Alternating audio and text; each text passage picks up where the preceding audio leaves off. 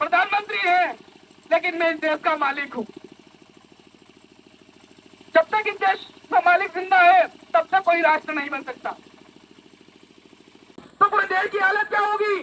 नीमच में मंदसौर की हालत क्या होगी, जहाँ थोड़ी संख्या में आदिवासी हैं? आपको 100% आबादी वाले क्षेत्रों में अगर आपकी ताजा स्थिति रहेगी, तो हमारा क्या, उधर क्या होगा? हम लोग तो आपको दिखाकर वहां लड़ रहे हैं कि वहां के लोग ये लड़ाई फूट डालो शासन की नीति है। लोगों को पता था कि आदिवासी एक हो गया है। नीमच के बैरिकेड तोड़ दिए थे, नीमच में जाने की जगह नहीं थी। नेमावर का आंदोलन देख चुके थे, रतलाम निवेश क्षेत्र का आंदोलन देख चुके थे। उन्होंने देखा कि आदिवासी पूरे देश में एक हो रहा है। इनको सिखाने वाला कौन? इनको रास्ता दिखाने वाला कौन? आप और हम लोग।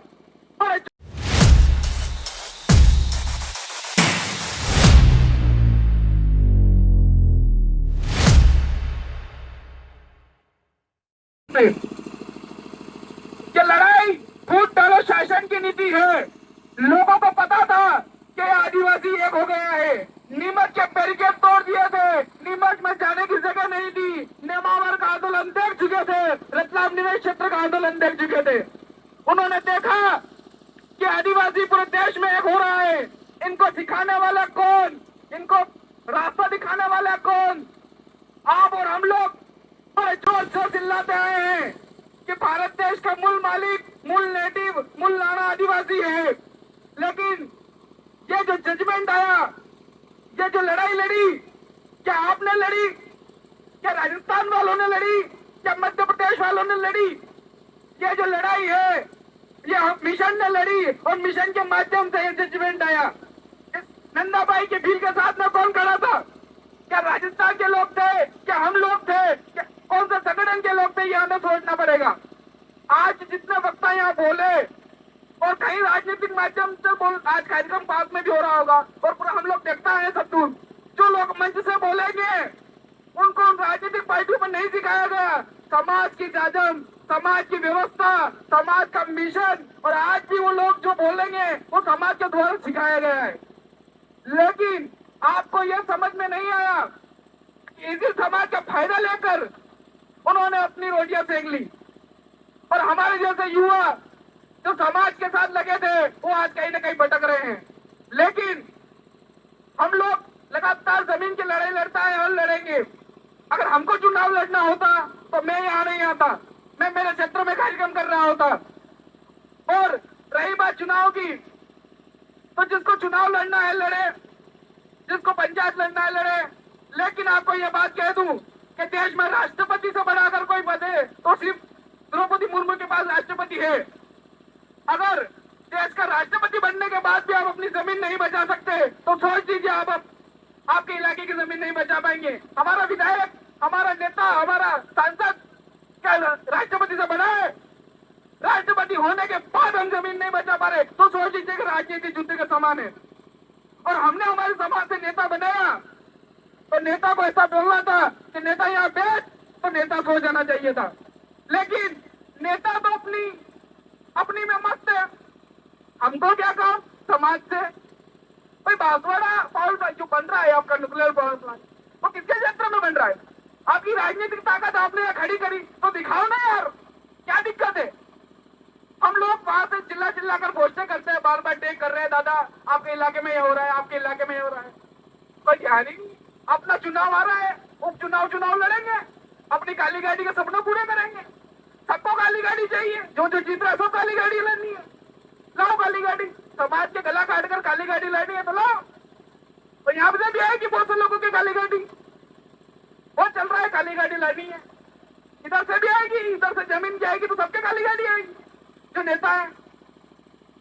लेकिन समाज को सही दिशा आज का युवा दे सकता है और समाज की अंतिम पीढ़ी के द्वारा अंतिम लड़ाई लड़ी जानी है।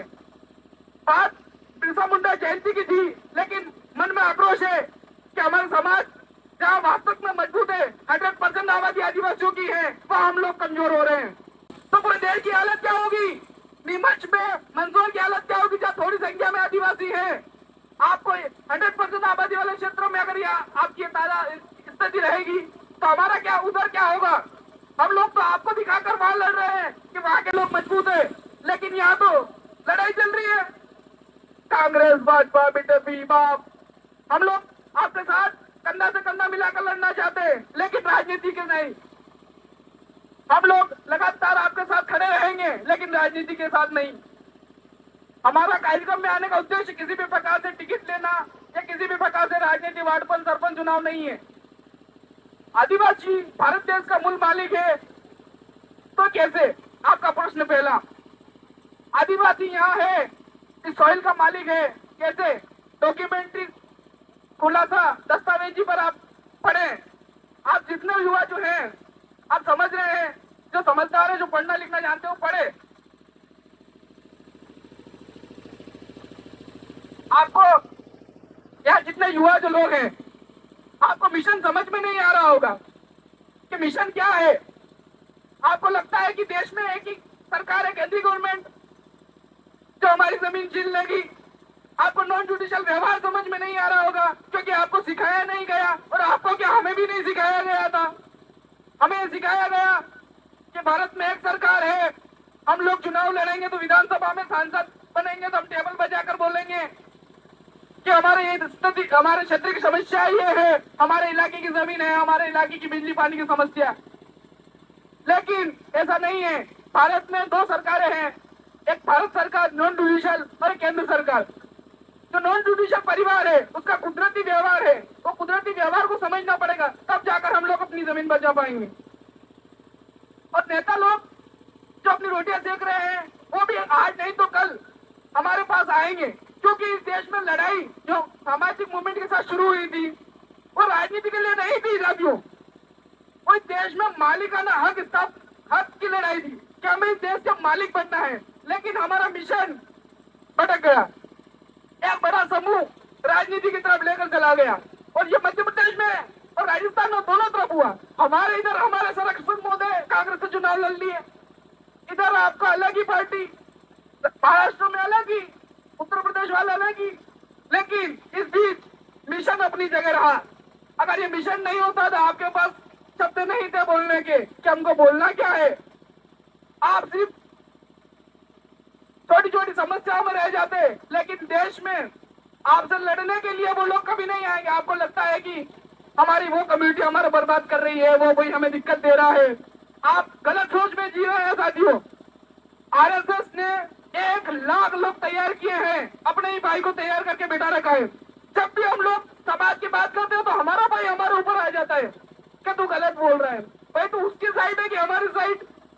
उसको तैयार ऐसा किया गया है कि जब भी आपके समाज में से जागरूक युवा अपनी आवाज उठाए तो उसको दबाया जाए। आज लड़ाई उन लोगों से है ही नहीं साथियों, लड़ाई तो हमारे भाइयों से है। हम लोग जो काम कर रहे हैं लगातार, क्या आपको लगता है दूसरी समाज कर रही होगी?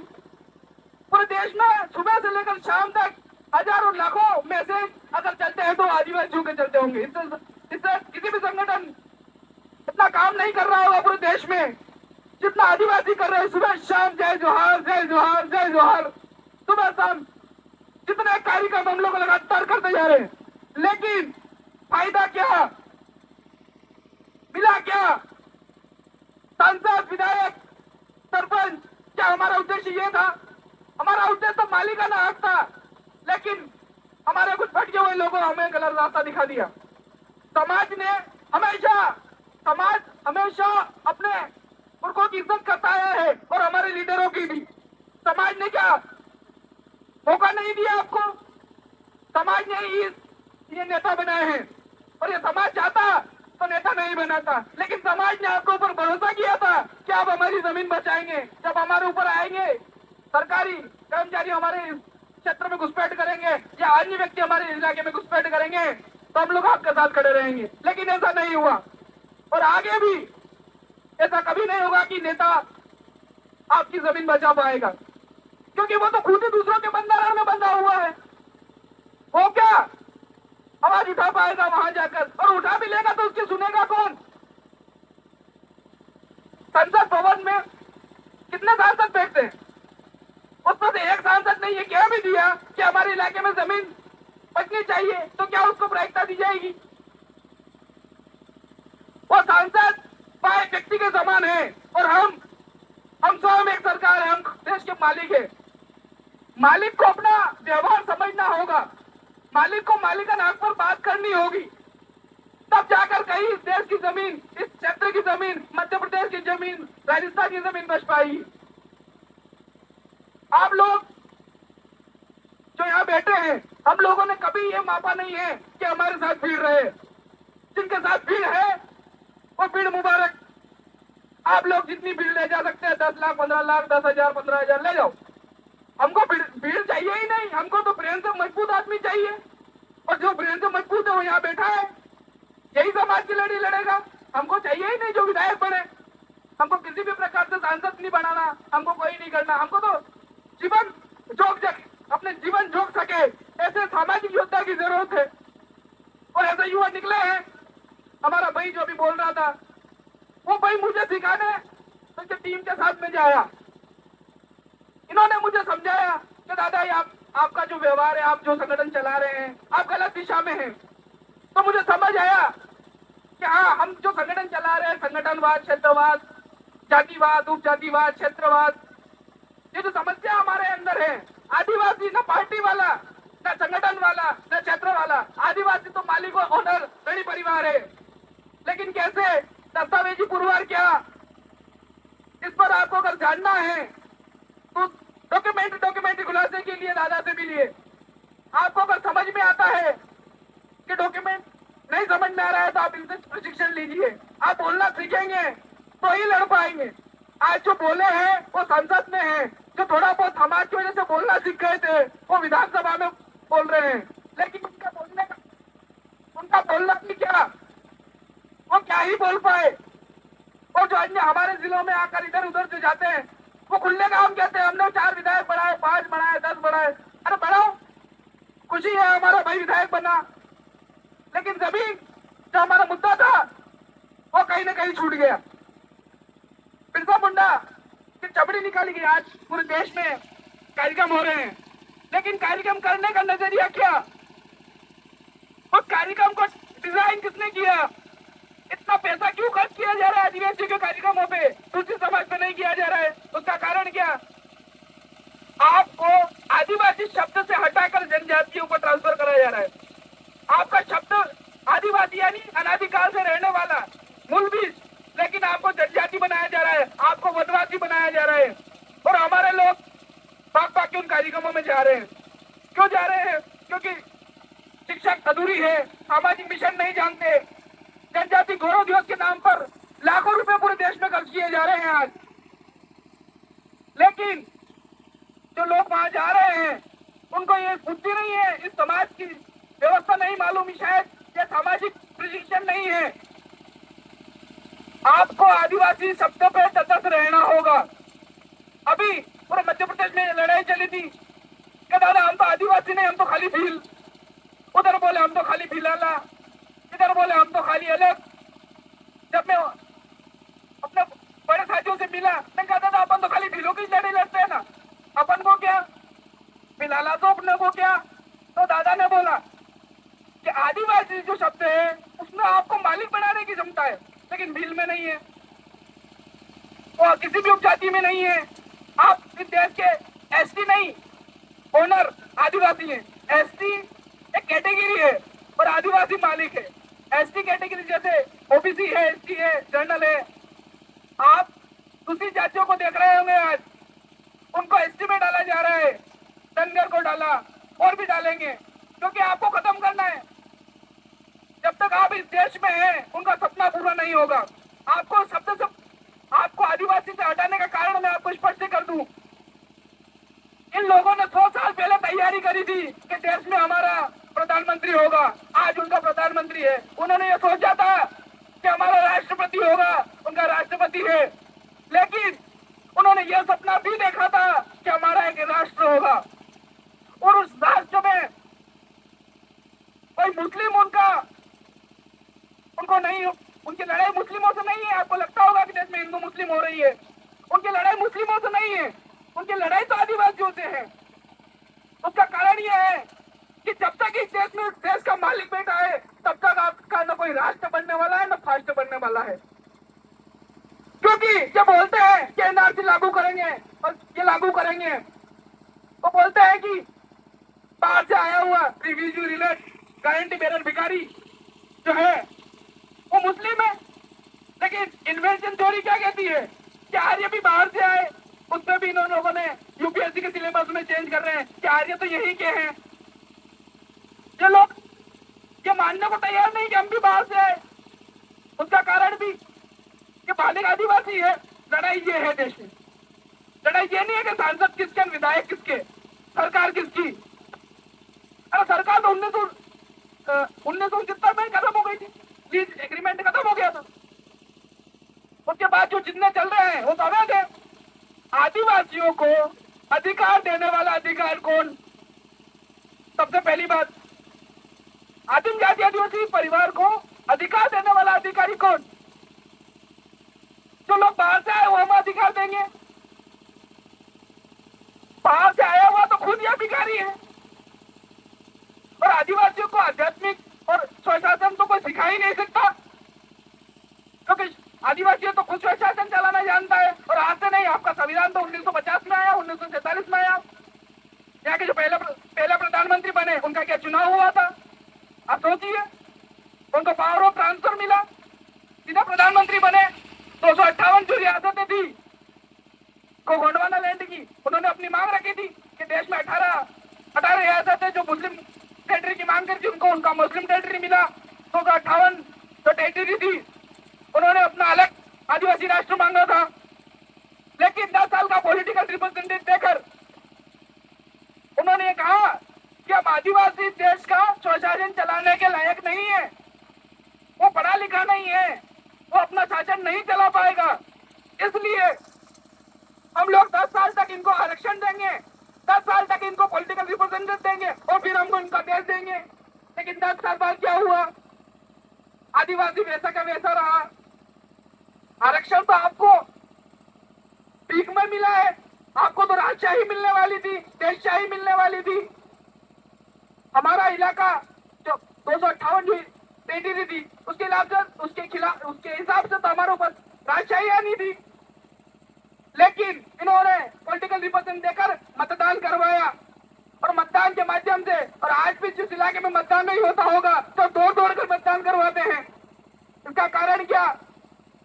मतदान Aadhaar card, PAN card, voter ID जिसने बनाया वो देश का मालिक ओनर धनी परिवार नहीं, उस देश का नौकर, देश का नागरिक। 2016-15 में जजमेंट आया कि जितने भी कार्ड धारक है वो विदेशी नागरिक है। पहले तो आपकी पहचान खत्म करना है और दूसरा आपको इस देश से भगाना है, क्योंकि जब तक एक भी आदिवासी देश में जिंदा है तब तक कोई राष्ट्र नहीं बन सकता। किसी की हिम्मत नहीं है जो एक भी राष्ट्र बना दे, क्योंकि एक आदिवासी भी मोदी के सामने खड़ा होकर बोलेगा कि मोदी जी आप इस देश के प्रधानमंत्री हैं, लेकिन मैं इस देश का मालिक हूं। जब तक इस देश का मालिक जिंदा है तब तक कोई राष्ट्र नहीं बन सकता। ये लोग, इन लोगों की थिंकिंग समझने की जरूरत है, इन लोगों की थीम समझने की जरूरत है। ये लोग हमारे, आपको लगता होगा कि हम 10,000, 15,000, 20,000 हम लोग इतनी संख्या में जाते हैं, नाचते कूदते हैं, बहुत सारा दिखावा करते हैं, लेकिन इस देश में एक संगठन और है जो चुपचाप आकर अपनी रैली निकाल कर चला जाता है। ना कोई डीजे है, ना कोई ताकत दिखाता है, चुपचाप लाइन बनाकर सीधा सीधा चलो, सीधा सीधा निकल जाता है। उसने पूरे देश में कब्जा कर लिया। आप लोग यहाँ भाटे फेंक रहे हैं, पूरे देश में आदिवासी, पूरे देश में आदिवासियों को दबदबा है, लेकिन अनुशासन नहीं है। आपको लगता है कि हम ताकत दिखाएंगे, लोग हमसे डरेंगे। ताकत से देश नहीं चलता, देश अनुशासन से चलता है। और जब तक आपके अंदर इतनी ताकत होनी चाहिए कि आपका अनुशासन देखकर लोग डरे। आपके अंदर अनुशासन नहीं है। यहाँ कार्यक्रम चल रहा है, लोग आधे इधर आधे इधर चिल्ला चिल्ला कर बोल रहे बैठो, जमीन हमारी नहीं है आपकी है। मैं नीमच में रहता हूँ, मुझे क्या काम यहाँ की जमीन से? हमारे अंदर दर्द है कि भाई हमारा है, समाज हमारी है। रतलाम की लड़ाई रामपुरिया क्षेत्र से शुरू हुई थी। मैं रामपुरिया में गया, मैं नीमच से बाइक लेकर रामपुरिया गया, पहली बार मैंने रतलाम नहीं देखा। पर दर्द है आदिवासियों का, यहाँ भी जमीन जारी है, दर्द है, वहां से आए हैं। लड़ेंगे दादा समाज के लिए। दादा कहते था नहीं आपको जाना है, मैंने कहा दादा मेरे पास व्यवस्था नहीं, आप कुछ भी करो, आप जाओ, समाज की जमीन है, समाज की लड़ाई है, आप नहीं लड़ोगे तो वो तो लड़ ही नहीं पा रहे हैं, वैसे भी नहीं लड़ सकते, वो तो दिशाहीन है। पर आपको सामाजिक कैडर समझना पड़ेगा, प्रशिक्षण समझना पड़ेगा। हम क्यों आए हैं यहाँ? हमारा हमारा आने का कारण यही था, जो क्षेत्र में हम लोग जाकर देखेंगे समझते क्या कि यहाँ जो लोग बैठे इनके घर जा रहे हैं, जमीन जा रही है, जो और भी लोग हैं, कितनी पंचायतों की जमीन जा रही है, बहुत सारे लोग होंगे, लेकिन आधे लोग यहाँ हैं, आधे और कहीं कार्यक्रम में। उनको सिखाया जाएगा कि आपको चुनाव में मतदान करना है, वो बोलेंगे हम करेंगे, वो बोलेंगे हम करेंगे। यहाँ से ज्यादा फिर राजनीतिक कार्यक्रम में हम देखता है, और होगी नहीं सही, क्योंकि उनको मालूम ही नहीं। और मालूम क्यों नहीं है? कि हमने बताया नहीं। गलती उनकी नहीं है, गलती हमारी, हमारे जैसे युवाओं की है कि हम लोग पढ़ लिख कर समाज को सही दिशा नहीं दिखा पाए। हम लोग उनको फॉलो करते आए हैं, काली गाड़ी वालों को, उनके स्टेटस लगाते आए हैं, हमको मालूम ही नहीं समाज को क्या दिशा देनी है। और गलती हमारी है कि हम लोग समाज के लिए नहीं निकले। अगर हम